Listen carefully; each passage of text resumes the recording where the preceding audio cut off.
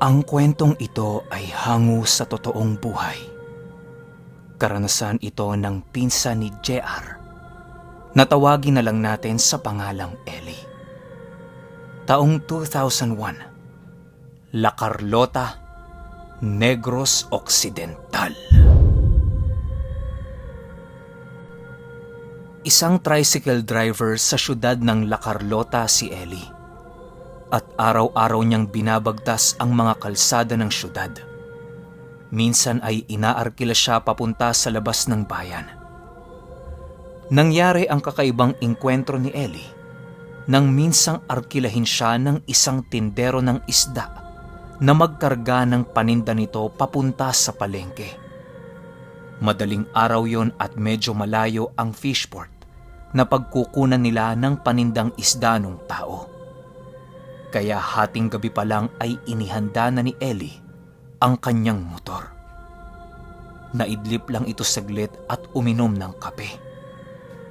At habang nagkakape ay naglalaro ito ng Mobile Legends. Nung mga oras na yon, nasa harapan niya ang pinsan niyang si JR. May kung ano itong kinakalikot sa laptop niya. Hanggang sa mapansin niya yung isa sa mga hero na nilalaro niya. Yung kalahating tao at kalahating kabayo. Si Hylos ata. Kaya naitanong niya kay JR kung ano ba ang tawag doon. Kuya J, ano nga bang tawag dito? Tanong nito habang ipinapakita sa pinsan ang screen ng cellphone niya. Yan ba? Ang gitayan kas. Bakit? Tugon nito sa pinsan niya. Wala namang Kuya J. Natanong ko lang. Angas kasi ng forma niya eh. Wika nito. Tatangu-tangu lang naman ang pinsan nito habang nakatutok sa screen ng laptop niya. Maya-maya ay tumawag yung lalaking nag-arkila ng tricycle niya. Kainis naman oh. Naglalaro pa ako eh. Kuya J, una na ako ha. Salamat sa wifi. Paalam nito sa kanyang pinsan. Sige Ellie. Mag-iingat ka ha. Iuwi mo yung tricycle ko ng isang buo ha. Wika ng pinsan nito. At agad na itong umalis. Habang papunta sa bahay nung umarkila sa kanya, ay may napansin siyang kakaiba sa isang puno ng makopa sa tabi ng daan. Napakaraming alitaptap sa paligid. Ang alam niya, hindi naman panahon ng makopa ngayon. Pero bakit parang namumulaklak yung puno? Nagdahan-dahan siya sa tapat ng puno. Pero maliban sa mga alitaptap, ay wala na siyang nakita pang kakaiba. Kaya tinuloy niya ang pagpapaandar ng motor. Pagdating nila sa fishport, agad namang ikinarga ng tao yung kanyang isdang inangkat. Tara na sa palengke para malagyan ko na ito ng yelo. Yaya ng lalaki sa kanya. Nga pala, ang distansya ng fishport papunta sa palengke ng La Carlota ay nasa mahigit 10 kilometro. At ang dadaanan mo kung manggagaling ka sa fishport ay isang kalsada sa pagitan ng mga taniman ng durian at mangga. Konting description lang sa lugar. Gawa ng dito iikot ang kwento natin. At habang binabagtas nila ang daang yon, ay napamura itong si Ellie. Sobrang dilim kasi ng kalsada na yon. At ang ilaw ng motor niya ay hindi pa ganoon kaliwanag. Kuripot kasi ang may-ari. Ayaw pang palitan. Kaya para makasiguro na ligtas silang makakarating, ay nagdahan-dahan ng pagpapatakbo itong si Ellie na napansin naman ng taong kasama niya. Ba't ang bagal mo magpatakbo? Mabibila sana tong isda ko eh. Medyo asar na tanong nito. Pasensya na ho kayo manong. Madilim kasi. Kaya nagdadahan-dahan ako. Baka kasi biglang may tumawid ng hindi ko napapansin eh. Tugon ni Ellie. At matapos niya lamang sabihin ang mga katagang yun, sa di kalayuan ay may tumawid ng napakabilis. Napansin ito ni Ellie pero hindi niya masyadong naaninag, gawa ng napakadilim nga ng lugar at mahina pa ang ilaw ng motor niya. Napansin din pala yon ng kasama niya, at ayon dito, ang nakita niya ay isang kabayo na bigla na lamang tumawid sa kalsada. Itinanong sa kanya ng kasama niya kung may mga kabayo ba sa lugar na yon. Pero ang alam ni Ellie, wala ni isa mang kabayo ang farm na yon. Gawa ng ang ginagamit ng may-ari pag naghahakot ng mga naaning bunga ay karo na hila-hila ng traktora. Nagpatuloy na lang sila sa biyahe. Hindi na lang nila gaanong binigyan ng pansin ang nakita nila. At inisip nila na baka dahil lang yon sa antok. Pagdating nila sa palengke, ay kaagad na ibinaba ni na Ellie yung isda. At nang mabayaran na siya nung matanda, kaagad na din itong bumiyahe pauwi. Sa hindi malamang dahilan, ay muling tinahak ni Ellie ang daan nila kanina. Kahit na alam niyang pwede naman siyang umikot sa kabilang bayan. Medyo malayo nga lang, pero maliwanag at hindi bako-bako ang daan sa gawing yon. At dahil sa mag-isa na lamang si Ellie, inilakas niya ang sound system ng kanyang tricycle.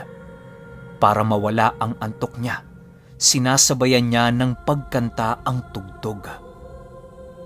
Pagdaan niya ulit sa gitna ng plantasyon, ay nakaamoy naman siya ng napakabangong sangyo ng bulaklak. Nung una ay hindi niya matukoy kung ano ang bulaklak na yon. At nung makauwi na siya, ay naamoy niya ulit ang sangyo.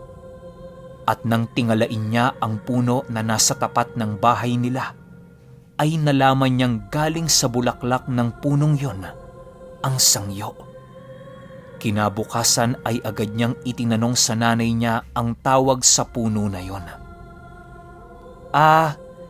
Nay, ano nga ba ulit yung pangalan nung puno dyan sa labas? Yung namumulaklak kapag hapon? Yung, paano ba? Yung sobrang bango? Tanong nito. Yung alanghilan ba? Tugon ng nanay nito. At kinumpirma naman ito ni Ellie. At sinabi niya sa kanyang ina na naaamoy niya ang bulaklak nito.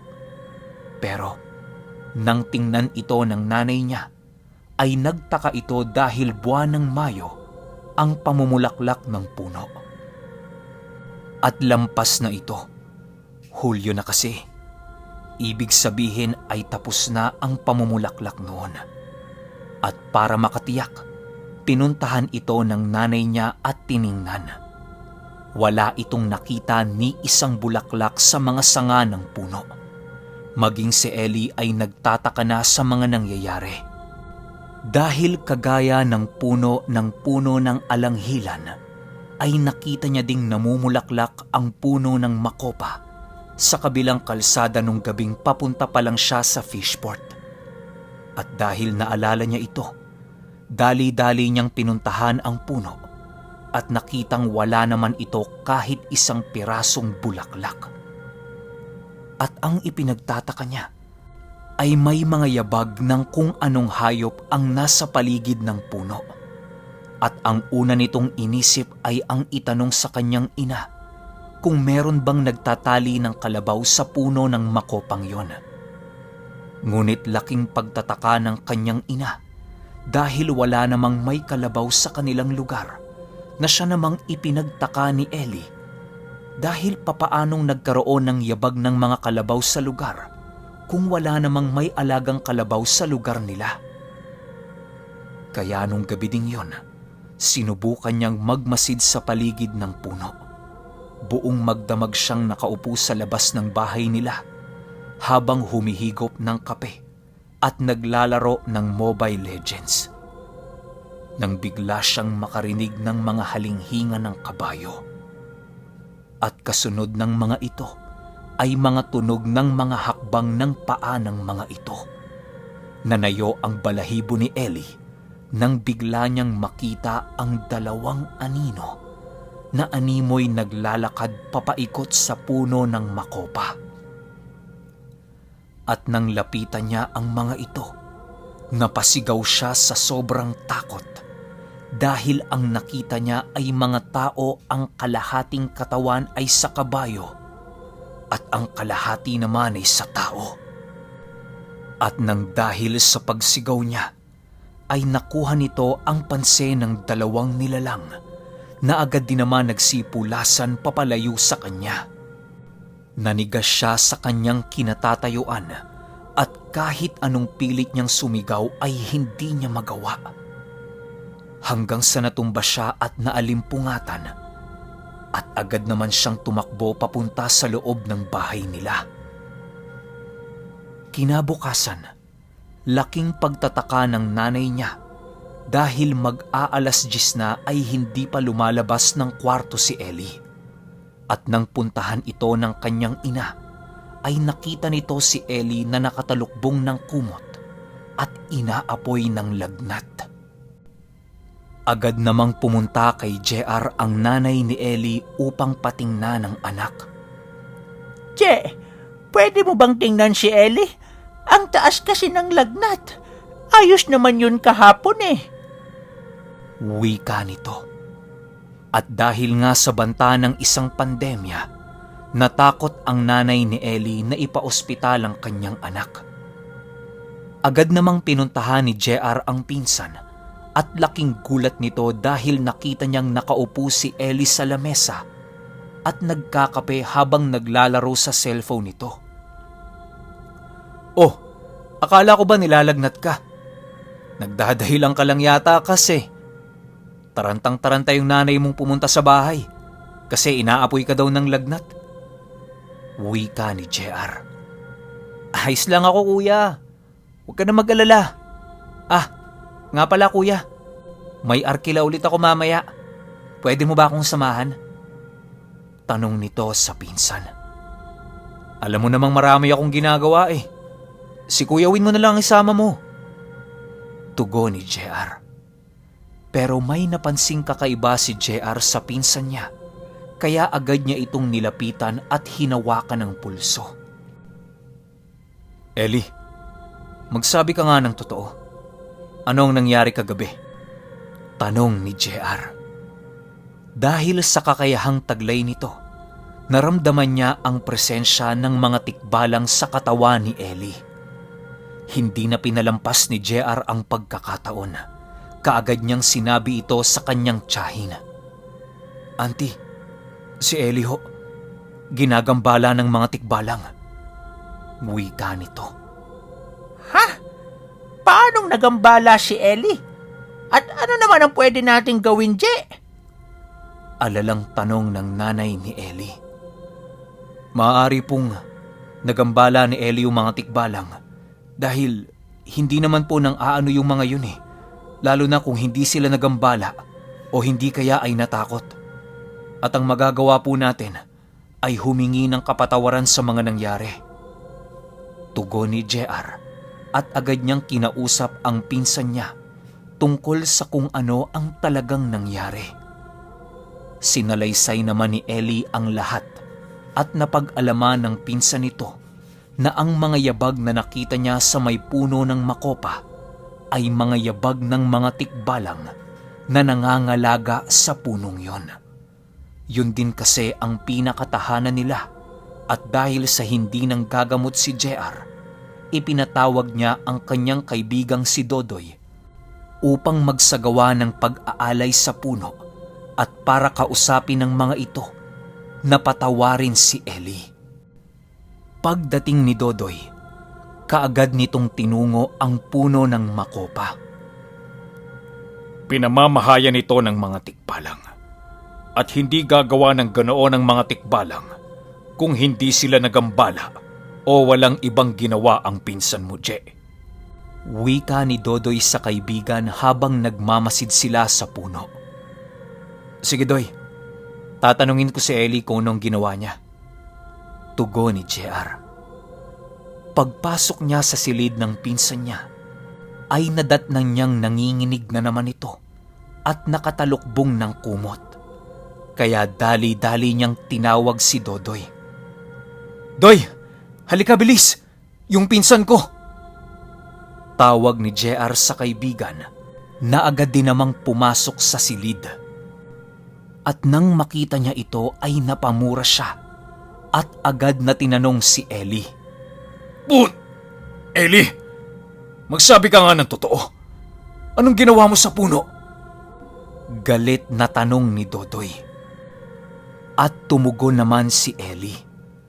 Pero laking gulat nila JR dahil ang tinig na nagsasalita ay hindi boses ni Ellie.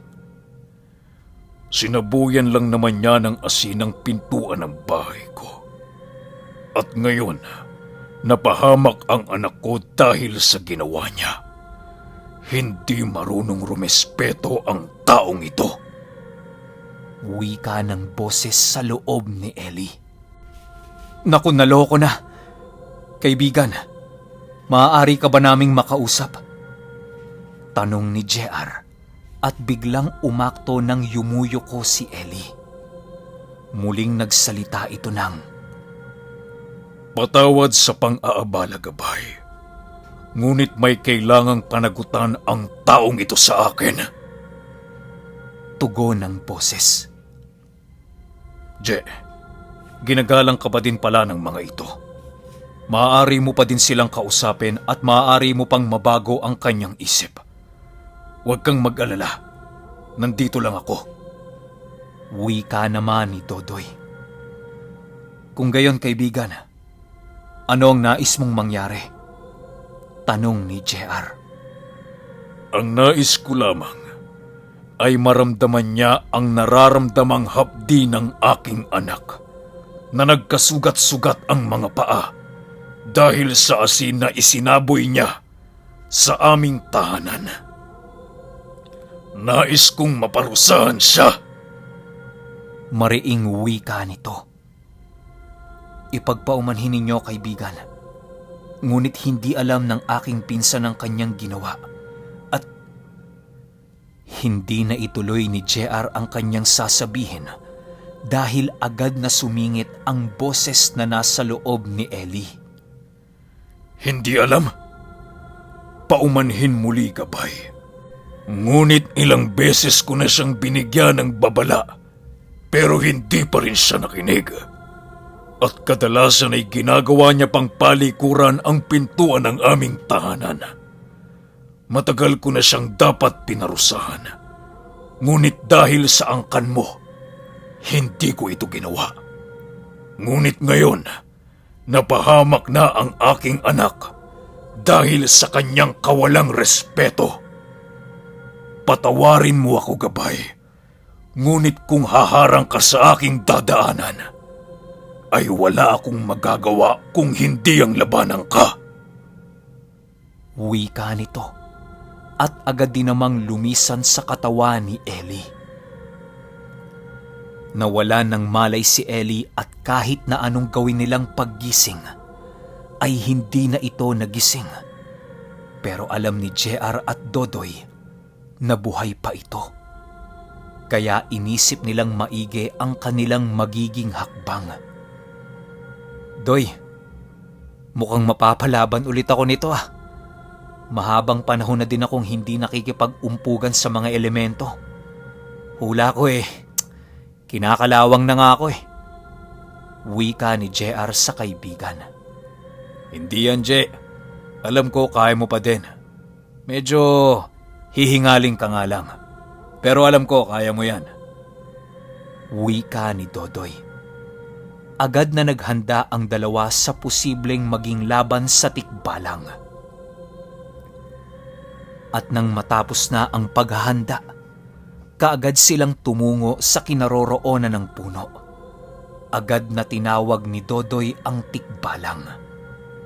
Hindi gaanong matao noong mga oras na yon. Dahil hating gabi na at may curfew pa sa lugar nila, kaya wala nang lumalabas. Isa pa, Medyo bukid na din kasi kaya kokonti lang ang mga bahay.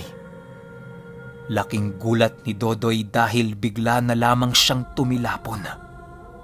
Buti na lamang ang kanyang binagsakan ay tumpok ng mga tuyong dahon na nakaimbak sa compost pit ng nanay ni Ellie.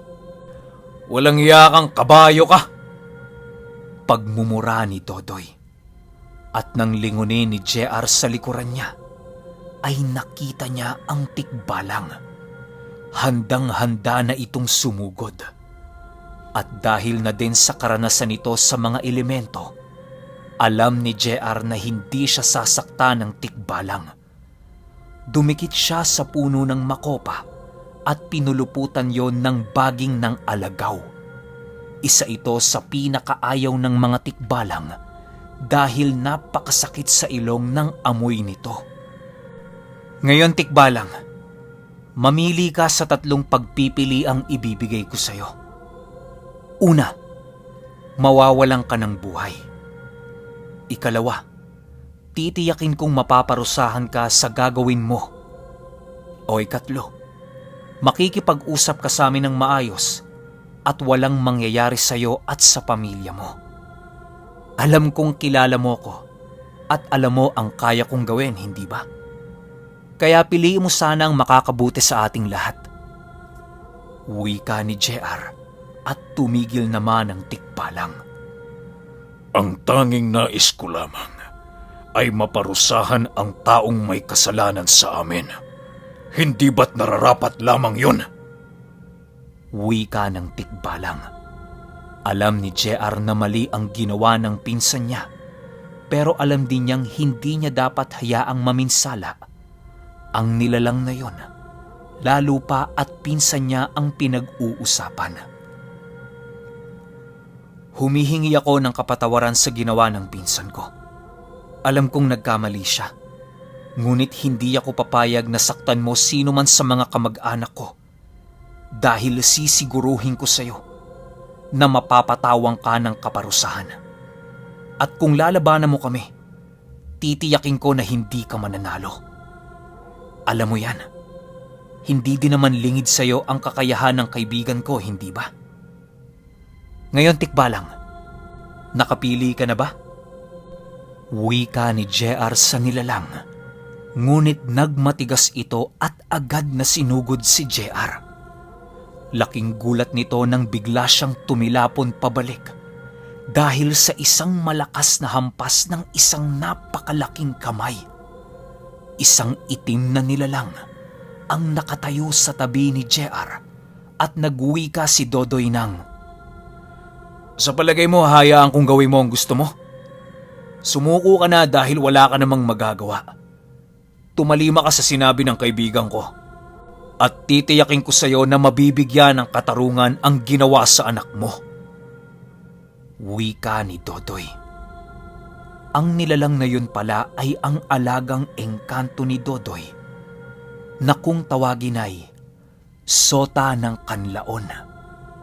At dahil sa alam ng tikbalang na wala siyang kalaban-laban sa dalawa, pinili nito ang makipagkasundo. Patawad ka ba'y? Patawarin ninyo ko sa aking katampalasan. Pumapayag na ako sa inaalok ninyo. Basta tiyakin nyo lamang na mapaparusahan ng naaayon ang taong may kagagawa ng pananakit sa anak ko. Wika ng tikbalang. Titiyakin ko yon at gagamutin ng mga kaibigan ko ang iyong anak. Kaya huwag ka nang mag-alala. Sisiguruhin ko din na hindi na muling magagambala ang tirahan ninyo. Wika ni JR at agad naglaho ang tikbalang. At si Ellie naman ay muli nang nagkamalay. Ang ibinigay na parusa ni JR sa pinsan ay pinagawa niya ito ng bakod sa paligid ng puno. Pinahingi niya din ito ng tawad sa mga tikbalang, kasabay ng pangakong igagalang niya ang lugar na yon. Naging isang malaking aral ang kaganapang yon kay Ellie, at natuto siyang irespeto ang mga hindi nakikitang nilalang. ipinaintindi din sa kanya ng karanasang ito na ang lahat ng nilalang sa mundo ay may nakalaang kaukulang paggalang. Sa ngayon ay kasalukuyang pa ding ginagawa ni Ellie ang bakod sa paligid ng puno. At minabuti na lamang niya na huwag na tong ipagbigay alam sa iba. Dahil minsan na niyang natutunan ang isang mahalagang aral sa kanyang buhay. Ang aral na nadulot ng puno ng makopa. Ito ang isa sa pinakasariwang karanasan ni JR ngayong taon ng 2021.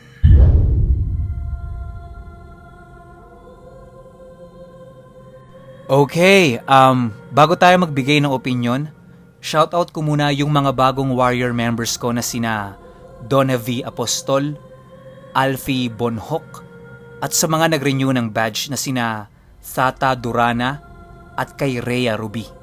Ito naman, para sa mga random subs natin, andyan sina Jo Ayan, Carlina Carabuena, Francine Managat, King Lord, at kay Jeno na anak ni Mary Jane Gerao.